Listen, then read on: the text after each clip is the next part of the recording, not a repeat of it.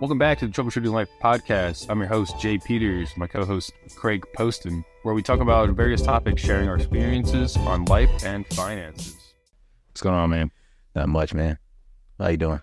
Good. You know, this past week, just been finishing up on some PTO that I had to take. Like I said, use or lose. So it was really good. Like, I actually enjoyed it a lot. It was more of a staycation because I didn't have anywhere to go, which like I've never really done like a staycation type of thing where I just took time off and just stayed at home. Yeah. Or stayed in like the same city. But it was good. It was, you know, I can't say I got a lot done, but like I got a lot of like thoughts flowing, a lot of stuff going on. So wanting to, you know, fix up some of my like professional goals and stuff like that. So yeah, I took the time to, you know, finish up and get my trust signed. So I did that this past week, and that was good.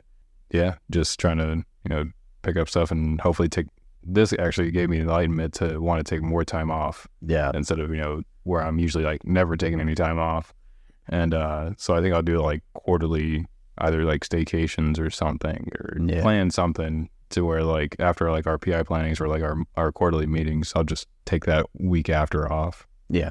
No, I feel you, because actually those are more relaxing than staycation. Yeah, it is. I don't know if you ever noticed that, right? When you go on a vacation, a full out vacation, it's tiring. You get back, I was like, you need another day just to rest from the vacation. Yeah. No, I definitely agree with that. Every time like we go somewhere and we're traveling, it definitely drains you. Like whether you're driving or flying, whatever it is, it definitely drains you more than it is just like a staycation. Yeah.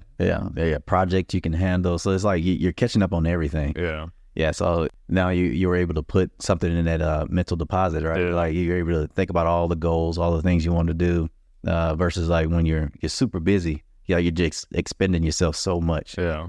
Yeah, so I understand that to the fullest. Honestly, I used to take one of those business trips. That would be like, even though you might be a little tired from going back and forth, but it was that time away from all the craziness, because it's a different process. Yeah. Right. So I would use like business trips as ways to like get my thoughts back, because like at the end of the day, after the meetings or whatever it is, right, then you can sit in a room and actually sit with your thoughts. Yeah. You know, as long as they're not bad thoughts, right? Oh yeah. But no, I definitely agree with that, because I think a lot of people, they don't tend to sit with themselves. They don't tend to like kind of contemplate and take the time to think. Like people either, there's always other people around, right? Yeah. Or like they have their phone on them or whatever it is. There's always something distracting them from their own internal thoughts. Yeah. That's why even like when I drive and stuff, most of the times I'll listen to like an audiobook or like music or something, but sometimes I just turn it off. Yeah. I just like turn off everything and just like kind of drive in silence. Because I know for like, you know, at least those 30 minutes, it's like fairly silent. I can kind of get some thoughts through without trying to get into an accident. But yeah. I remember when sometimes they would want to carpool. This is when we're in Germany. They were like, hey, because we're all going the same direction and we lived in the same area. Yeah. And they like want to carpool, but I was like, no, I really don't. I was like, that's my time to myself, because I was like, I'm with my family all the time. I'm with you guys all the time. So I'm like, this is my break. Yeah. And my 15-minute drive. And it'll be in silence, right? Like, yeah, that's definitely true. And like, I think going through this PTO, it also made me realize like what I would want my ideal schedule to look like. Yeah. Like say if I was an entrepreneur, and like I had my own business and I did whatever I wanted to do on like my own timetable, well, like what time I would want to wake up, what time I would want to, you know, eat meals, what time I would want to go to the gym. Like I kind of like line that up on stuff, and I can kind of try to fit it into my current schedule. But I think a lot of us don't realize that, you know, our like work and life kind of dictate the rest of our schedule. Yeah. All right. So like say if you have like a regular 9 to 5 where you have to be there at 9 and leave at 5, then, you know, and then, you know, say if you have kids, you got to drop the kids off or whatever it is, right? That a lot of that stuff takes your time to where like if you want to go work out, well, now you have to find a time to work out instead of a time that's optimal for you where, you know, you're very alert or you're nourished and you want to go work out, right? Which is okay. I mean, it also teaches you, that side teaches you discipline and time management on you may not be able to do everything that you want to do within a day, but you can plan it out as best as you can, right?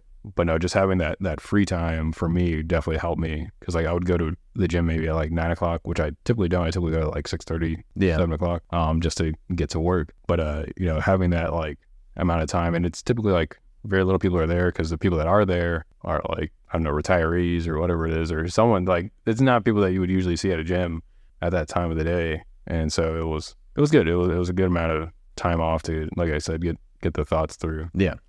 Because I mean, yeah, when I have a vacation like that or a staycation, usually it's all the things I want to do. Like, going for a jog. Honestly, even on my vacations, I still go for a run. Yeah. That's just ways that I clear my head. Yeah. So, and I know some people don't like to do that. They like to just chill out or go see sights the whole time they're on vacation. But I'm like, I wake up early in the morning just so I can get a run in. Yeah. No, I definitely do. I definitely try to wake up early, even on vacation, to go work out and stuff. Now, if I'm in a place where it's like a lot of beaches and stuff, then I'll get up early, but I'll just go to the beach. Yeah. Earlier, just because like they get packed. I like doing things active even on vacation and stuff because I feel very sedentary when I'm not. Even if I'm like going to go sightseeing or whatever it is. Yeah. It just doesn't feel as active as I'd like it to be. Yeah. I understand that, man. Yeah. So for me, pretty much work, and I've been working on trying to get this property. It was actually pretty cool. My real estate agent just hit me up, say, hey, this house is, up for sale. And literally hours after it just hit the market, right? And which I've never done it where I just kind of was sporadic, but it was also good to be in a position to be sporadic. Yeah. Which I used to listen to somebody else's podcast where they say, hey, stay in position. Yeah. Right. And this was actually an example of staying in position where my credit was good, money was saved, and I was looking, but I wasn't quite ready, but it was one of those things like the stretch was good for me. Yeah. Right.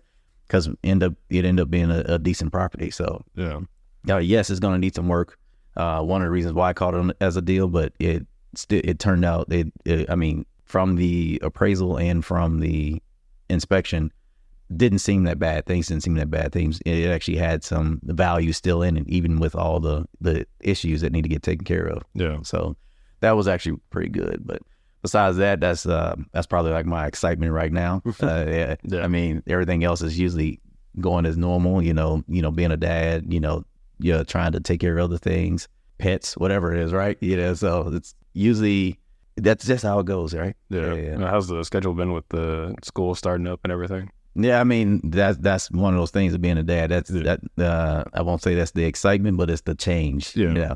A cyclical change or seasonal change. Yeah, so it's like we all got to get adjusted, and I might have to help out every now and again to get the kids ready and things like that. So it's just one of those things. It's like I think, especially having a family, having a career, and trying to create things in your life, you really don't get a lot of downtime.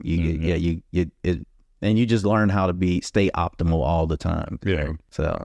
That's so that's kind of me right now. Not big, but some things. Yeah. No, I definitely agree with the stay ready type of stuff, because it's like it's either you get ready or you stay ready. Yeah. Right. And a lot of people do the allusion to, I forgot who it was that got the 10-day contract, or a lot of people get 10-day contracts for basketball or for like other professional sports, and most of them don't ever really make it into the league after that 10-day contract. But there was like one or two people where they killed it within that 10 days. And it's 10 days, which is such a short amount of time in comparison to the amount of games you had to play for a season.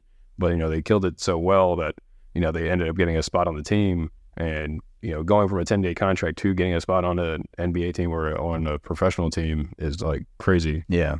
Yeah. And that's like, just to say that instead of having to take all that time to, like you said, for you having the credit, having the funds available, you didn't have to take the time to maybe think about it too much, but to get those ready, right? It's not like you have to be like, well, if my credit's bad right now, I have to take 3, 6, however many months to get it into a good state. Or if I don't have the funds, I had to take those 3, 6, however many months it is to get the funds ready.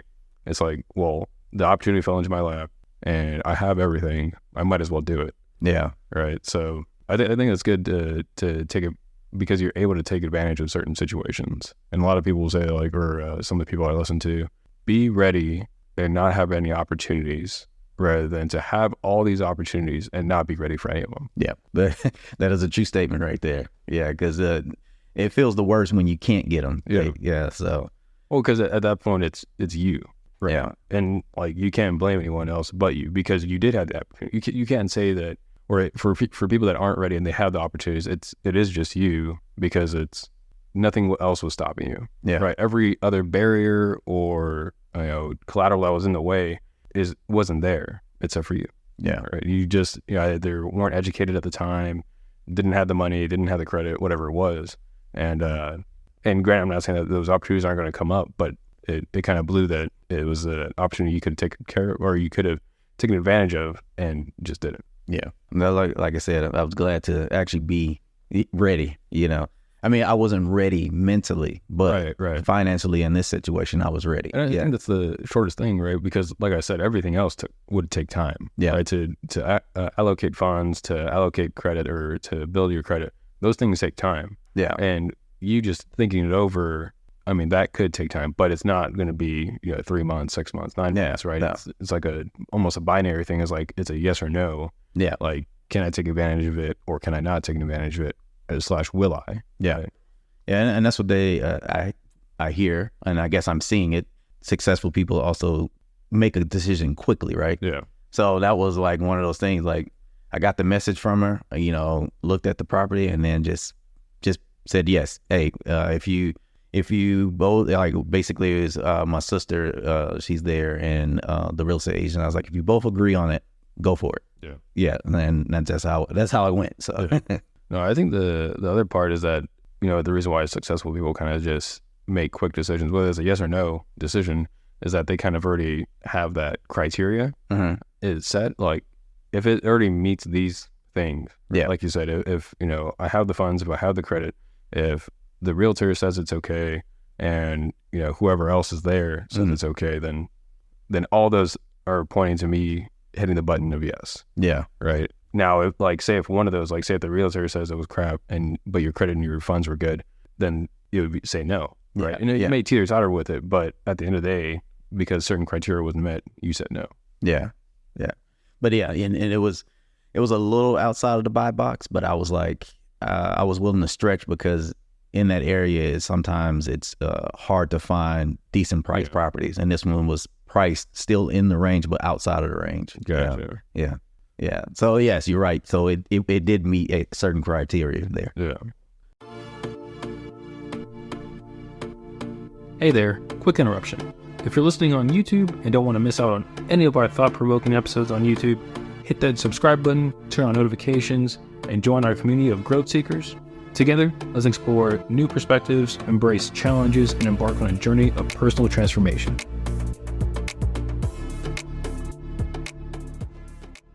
Man, you want to go over the article we got for this week? Yeah. Let me make sure I pull this bad boy up here. There we go. All right. So this article, I'm probably definitely gonna mess his name up. But this one here is a Harvard Business Review, right? This is article is how I was looking at it is like how you stay motivated, right? And this one here is for personal productivity. How do you keep working when you're just not feeling it, right? And I know I'm gonna mess this up. Is Ayelet Fishbach. I definitely know I messed that up. And I apologize. I apologize now. Yeah, like if you're ever listening, we're sorry. Yeah, exactly. This is an older article, right? This is like back in I think 2018. Oh, so yeah. So December 2018, probably when this article was put out. But it popped up. I was talking about throughout the podcast, and it was about understanding what's important to you, right? The intrinsic or the extrinsic, right? So if something is going to cause you harm, which is extrinsic, right?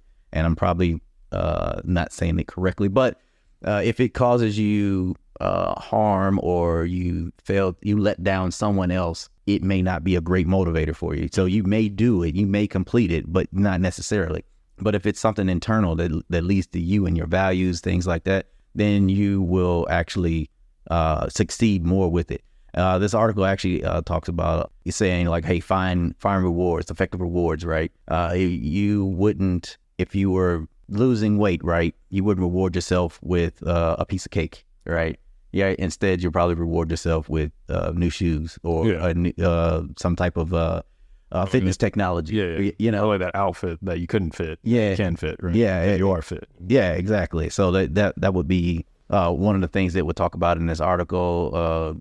I should have just wrote down some more different things here I think about it's good because like finding rewards in certain things, because like for the things that we don't value, we tend to like kind of beat ourselves up, or I guess, you know, so for example, like if you're working out, like that's kind of a hard thing to say, well, like what's the reward for working out? Well, typically it's like, it's longer than just the immediate reward of, you know, sweating it out, whatever it is, or the stress relief, whatever it is, right? It's more for like the long-term reward as like at some point I will be at this weight, or I will be at this, you know, physique, right? Or I will be able to have like a better cardiovascular health overall. Yeah. Right? And it doesn't necessarily like say track in here, but it said basically in a sense, if you were tracking whatever you're working on, right? So if you as it says in this article, it will talk about like a salesman, or salesperson, right? If they wanted to get to 10 more people, right?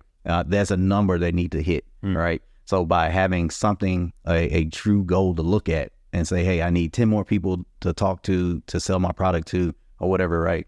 And then just keep pushing yourself like that versus just saying, hey, I need to get this done. Yeah. And you're not necessarily going to get that done. So yeah, definitely going to like the thought of SMART goals, right? Having the measurable type stuff, something that's actual and you can realize it somehow, right? And that actually having a target to look at versus like just shooting in the dark.